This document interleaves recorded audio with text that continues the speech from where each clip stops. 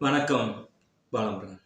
உச்ச நீதிமன்றம் இலங்கை தமிழர் ஒருவர் கொடுத்திருக்கக்கூடிய வழக்குல இந்தியா ஒன்றும் சத்திரம் கிடையாது, அவங்க நாட்டுல பாதுகாப்பு இல்லைன்னா வேற எங்கேயாவது ஒரு நாட்டுக்கு போங்க அப்படின்னு சொல்லிட்டு தனது தீர்ப்பை வழங்கியிருக்கிறாங்க.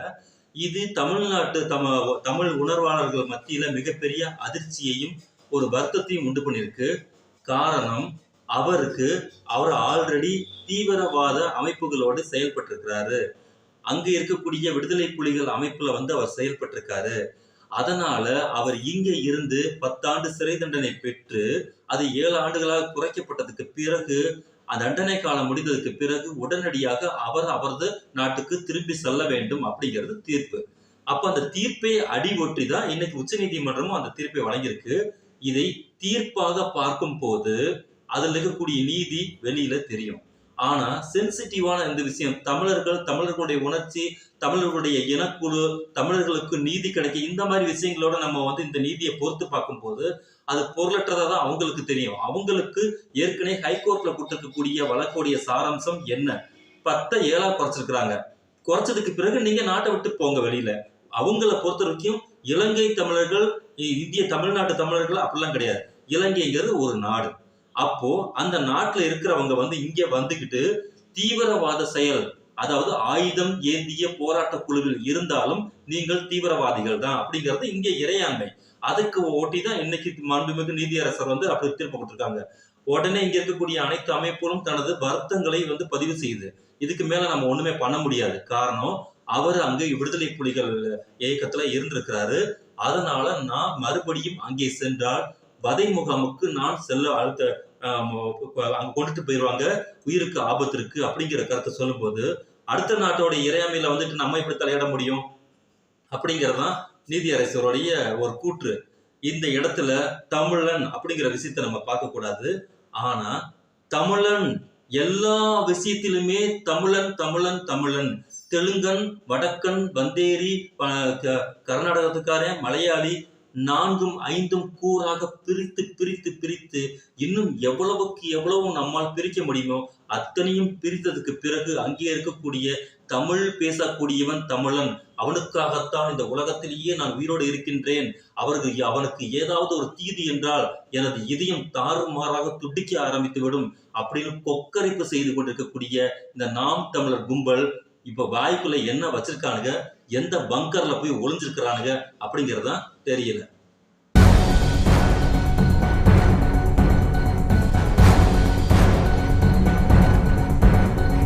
தமிழ் அமைப்புகளை சேர்ந்த தமிழ் உணர்வாளர்கள் அனைவருமே என்ன சொல்லியிருக்காங்க, இந்த தீர்ப்பு சம்பந்தமான விமர்சனம், தீர்ப்புக்கு என்னது உள்நோக்கம் கற்பிக்க கூடாதுங்கிறது நமக்கு தெரியும். ஆனால் தீர்ப்பு சம்பந்தமான விமர்சனம் அனைவரும் பண்ணுவதற்குரிய உரிமை இருக்கின்றது என்கிற அடிப்படையில இந்த தீர்ப்பை விமர்சனம் பண்ணிட்டு இருக்காங்க. தமிழர்களுக்குன்னா ஒன்று, வடக்குல வாழக்கூடியவங்களுக்குன்னா ஒன்று, பார்ப்பன கும்பல்கள் எப்படி கிழக்கு ஐரோப்பிய கண்டத்துல இங்க உட்கார்ந்துக்கிட்டு இன்னைக்கு சட்டாம்பள்ளித்தனமாக 1000 2000 ஆண்டுகளாக இங்கே மேலாண்மை செய்து கொண்டிருக்கிறது. இங்க இருக்கக்கூடிய ஒட்டுமொத்த தமிழர்களுடைய பண்பாட்டையும் அழித்து விட்டு ஆரிய பண்பாட்டை நிறுவுவதற்கு அலைகின்றது அப்படின்னு சொல்லிட்டு வரலாற்று ரீதியாகவும் உணர்ச்சி ரீதியாகவும் இங்க நிறைய கருத்துக்களை முன்வைக்கிறார்கள். அவர்கள்லாம் அங்கிருந்து இங்க வரும்போது அகதியா தெரியலையா, வைக்கலையா, அப்படி எப்படி இங்க பலவிதமான உணர்ச்சி சம்பந்தமான கருத்துக்கள் இங்க பகிரப்பட்டு வருகிறது. அந்த இடத்துலயும் மாண்புமிகு நீதிமன்றம் ஒரே ஒரு வார்த்தையை சொல்லி லாக் பண்ணிடுறோம். இங்கே கான்ஸ்டிடியூஷன், அரசியல் அமைப்பு சட்டம் என்ன இங்கு சொல்லப்பட்டிருக்கிறதோ அதைத்தான் நாங்கள் இங்கே சொல்லுவோம். உங்களது வரலாற்று பின்புலம் என்பது அரசியல் அமைப்பு சட்டத்தில் அது என்ன சொல்றது, வரலாறாக இங்க பதியப்படலை.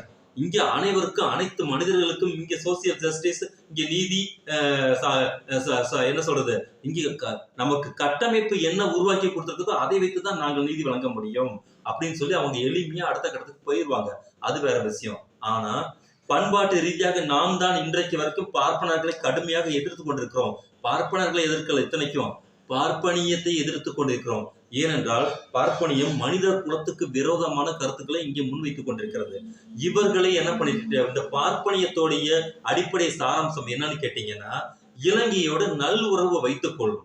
முக்கியமான அங்க இருக்கக்கூடிய பௌத்த சிங்கள பேரினவாதம் பார்த்தீங்கல்ல, அந்த பௌத்த சிங்கள பேரினவாதம் இங்கே இருக்க மத்திய பிரதேசத்தில் இருக்கக்கூடிய பார்ப்பனர் வகையராக்களும் நாம இருவரும் இன ரீதியாக ஒன்றானவர்கள் அப்படின்னு ராஜபக்சே சொல்லி இங்க இருக்கக்கூடிய பௌத்த விகாரை திறந்து வைப்பதற்கு அங்க இருக்கக்கூடிய ராஜபக்சே இங்க வந்து திறந்து வைக்கிறாப்படி. இங்க இருக்கக்கூடிய வைகோ மத்திய பிரதேசத்துக்கு போய் கைதாகிறாரு. இதெல்லாம் நமக்கு இருக்கக்கூடிய பழைய வரலாறு. காரணம், தமிழர்கள் என்று எந்த இடத்தில் யார் சொன்னாலும் நேரடியாக அவர்களுக்கு ரத்த கொதிப்பு வந்தது போல் அவர்கள் நடந்து கொள்வார்கள். பார்ப்பன கும்பல்கள், பனியா கும்பல்கள் எல்லாமே நடந்துக்குவாங்க. அது அவர்களுடைய இயல்பானது. ஏன்னா அவனுக்கு தனித்த குணம் உண்டு அப்படிங்கிற விஷயம். அதை நீர்த்து போக வைப்பதற்கு தான் RSS அனுப்பி வைக்கப்பட்டிருக்கக்கூடிய அடிவரடி கும்பல் தான் இந்த சீமான்கிறவன். அதை என்ன பண்றான்னு கேட்டீங்கன்னா, அந்த தமிழர்கள் கிட்டக்கூடிய ஒற்றுமை சிந்தனைக்கு பாத்தீங்களா, திராவிடத்தால் வாழக்கூடிய அந்த மிகப்பெரிய பேரினக்குழு இருக்கு பாத்தீங்களா, அந்த மொழி சிதைவு அடையாமல் திராவிடங்கிற இயல்பான மண்ணில இருந்து யாரை மிகப்பெரிய அளவுக்கு எதிர்க்கக்கூடிய எந்த கருத்தை எதிர்க்கிறோமோ பார்ப்பன கருத்தியலை எதிர்த்து கொண்டிருக்கும் போது பார்ப்பன கருத்தியலை ஏற்றுக்கொண்டு இங்கே இருக்கக்கூடிய திராவிட கருத்தியலை ஒழிப்பதற்கு மொழி ரீதியான பாகுபாட்டை நாம் ப்ராப்பராக செய்தால் மட்டுமே இங்கே நிலைநிறுத்த முடியும் அப்படிங்கிற RSS உடைய அடிவருடைய அஜெண்டாவை கையில் எடுத்துக்கொண்டு இந்த சீமான் என்கிற சில்லறை பர்சன் வந்துகிட்டு இங்க மக்கள்கிட்ட வந்து விசவித்தை தூவி கொண்டிருக்கின்றார். இப்போது இவ்வளவு பெரிய விஷயம் ஒண்ணு நடந்திருக்கு. நீதிமன்றம் இப்படி ஒரு தீர்ப்பை கொடுத்திருக்கும் போது ஆளுக்கு முன்னாடி வந்து முந்தானைக்கு 18ஆம் தேதி போய் எத்தனை நாள் ஆகுது? ஒரே ஒரு நாள் தான். வாங்கின பணம் ஃபுல்லா வந்திருக்கக்கூடிய பணத்தை ஃபுல்லா எண்ணி முடிச்சு லாக்கர்ல வச்சு பூட்டு போட்டு தலையை வச்சு தூங்கிட்டு இருக்கானுங்களா என்னன்னு தெரியல. எவ்வளவு பெரிய தீர்ப்பு வந்திருக்கு. அப்ப தீர்ப்பு சம்பந்தமான விஷயத்தை காட்டமாக அந்த தீர்ப்பு சம்பந்த விஷயத்தை இவர் முன்மொழிந்து இந்த தீர்ப்பு வந்து நான் விமர்சனம் பண்ணி இந்த தீர்ப்புக்கு சம்பந்தமான ஏதாவது இந்த ஆக சிறந்த நடைமுறை ஏதாவது ஒன்று இவர்களால் பண்ண முடிந்திருக்கிறதா? அதுதான் முக்கியமான விஷயம். நான் தனி ஈழத்தை வாங்கி தரப் போகிறேன். தமிழ்நாட்டில் இந்தியாவில் இந்திய இறையாண்மைக்கு உட்பட்டுக்கிட்டு பிரபாகரன் போட்டோவை இங்க வச்சுக்கிட்டு வாயளக்கக்கூடிய ஊரை ஏமாத்தி கொண்டு தெரியக்கூடிய இந்த சீட்டிங் பர்சன் இந்த முள்ள மாதிரி ஒரு தனி ஈழத்தமிழர் தனி மனிதனுக்கு நான் பிரபாகரோட நெஞ்சு மேல படுத்து கிடந்தேன், தலையில படுத்து கிடந்தேன், ஆமக்கறி சுட்டு கொடுத்தாருன்னு வாய் கிளிய வக்கன பேசக்கூடிய இந்த நபர் அந்த போராட்ட குழுவுல அங்க சிங்கள காடையர்களுக்கு எதிராக ஆயுதம் ஏந்தி போராடி இந்தியாவில் தப்பிச்சு வந்து சிறைப்பட்டு தண்டனை காலத்தை முடித்ததுக்கு பிறகு வாழ்வதற்கு அவருக்கு ஒரு அடிப்படை வாழ்வியல் ஒரு இருப்பிடம் இல்லாத சூழ்நிலையில அவர்களுக்காகத்தான் நான் முழுமையாக என்ன சொல்றது அரசியல் கட்டமைப்பே நான் உருவாக்கி வைத்திருக்கிறேன் சொல்லக்கூடிய இந்த சைமன் ஆளுக்கு முன்னாடி வந்து நின்று அவங்களுக்கான சட்ட ரீதியான ஏற்பாடை செய்யணுமா வேண்டாமா? இந்த இடத்துல வந்துட்டு அப்படியே சைலண்டா கிணத்துல போட்ட அத்திவரதர் மாதிரி போய் நல்லா தலை வச்சு படுத்து தூங்க ஆரம்பிச்சிட்டான். ஏன்னா இவன் தமிழர்களுக்கானவன் அல்ல, இவன் நாம சொல்லக்கூடிய திராவிடர்களுக்கானவனும் கிடையாது. ஏன்னா இவன் பார்ப்பனர்களுக்கானவர்கள். இந்த பார்ப்பான என்ன பண்ணுவான்னு கேட்டீங்கன்னா பாதை அமைக்க தர்றது. நல்லா எங்க நாட்டுல இருக்கக்கூடிய ஆட்கள் எல்லாத்தையும் வந்து காட்டி கொடுத்து இங்க இருக்கக்கூடிய அடிப்படை பண்பாடு மானுடவியல் எல்லாத்தையும் அள்ளிக்கிட்டு போங்க, அதற்கு நான் பாதை வச்சு தரேன்னு சொல்லிட்டு பார்ப்பானுக்கு பல்லக்கு தூக்கிகளாக பாதை மாற்றி தரக்கூடிய ஆளுகள் வேலையை செஞ்சுட்டு இருக்கக்கூடியவே. அதுல இருந்து கூட ஒரு காளியம்மாள் வந்து ஒரு குரல் கொடுத்திருக்கு. மாண்பு மிகு நீதிமன்றம் வந்துகிட்டு இதை வந்துகிட்டு மறுபரிசீலனை பண்ணணும். தீர்ப்பு கொடுத்ததுதான், அது மாற்று கருத்து கிடையாது. நீங்க ரிட் பெட்டிஷன் வேணா நீங்க போடலாம், அது வந்துகிட்ட என்ன இந்த இந்தியாவில வந்து நம்ம பார்க்காததா? அப்படி இருக்கும் போது நம்மளது கண்டன பதிவை வந்து வைக்கிறோம், நம்மளுடைய விமர்சன பதிவை வைக்கிறோம். இது கண்டனம் சொல்றது கூட நம்ம ஒண்ணும் பண்ண முடியாது. ஏன்னா இது ஒரு தீர்ப்பு சட்டம். இது வந்துட்டு இது வந்து அவங்க என்ன சொல்றாங்க, அவங்க தீர்ப்பை முன்மொழிஞ்சிட்டாங்க, தீர்ப்புக்கு கட்டுப்படணும், அவ்வளவுதான். ஆனா இந்த தீர்ப்பை விமர்சிக்கக்கூடிய உரிமை நமக்கு இருக்கின்ற காரணத்தினால இந்த கருத்தை நம்ம முன்னாடி வைக்கிறோம்.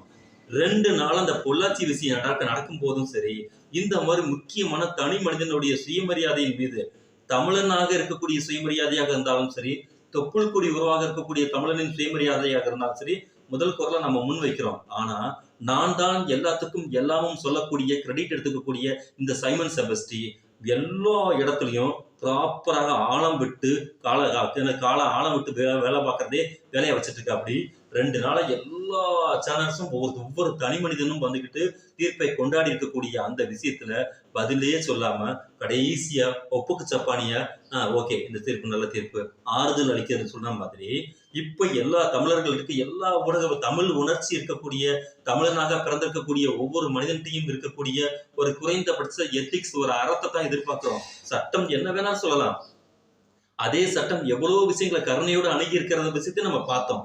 அதே சட்டம் வந்து எவ்வளவுக்கு எவ்வளவு கருணையோட அணுகிருக்கு அப்படிங்கிற விஷயத்த நம்ம எண்ணிலடங்காத விஷயத்த சொல்ல முடியும். இந்த இடத்துல வந்துகிட்டு அவங்களுக்கு கருணையோட அவங்க வாழ்றதுக்கு அனுமதி கொடுப்பதற்கும் சட்டத்துக்கு வந்துட்டு அப்படி இடம் இருந்தா அவங்க செஞ்சா நாம மகிழ்ச்சி அடைவோம். ஆனா இப்படி ஒரு தீர்ப்பை அவங்க கொடுக்குறாங்க அப்படிங்கும்போது நம்ம என்ன பண்ண முடியும்? நம்ம இருப்பை வந்து இன்னும் மக்களுக்கு அறிவிக்க வேண்டிய சூழ்நிலையில இருக்கோம். அதிகாரம் படைத்திருக்கக்கூடிய மனிதர்கள்ட்ட வந்துட்டு நம்மளுடைய தனி மனித இருப்பை நிறுவுவதற்கு நம்ம நிறைய தூரம் பயணம் செய்யணும். ஆனா பயணம் செய்கின்றோம் அப்படிங்கிற பேர்ல இங்க ஊரை ஏமாத்தி உளையல் போடக்கூடிய இந்த என்ன சொல்ற சீட்டிங் பேர் வழிய இங்க நிறைய பேர் சுத்திட்டு இருக்காங்க.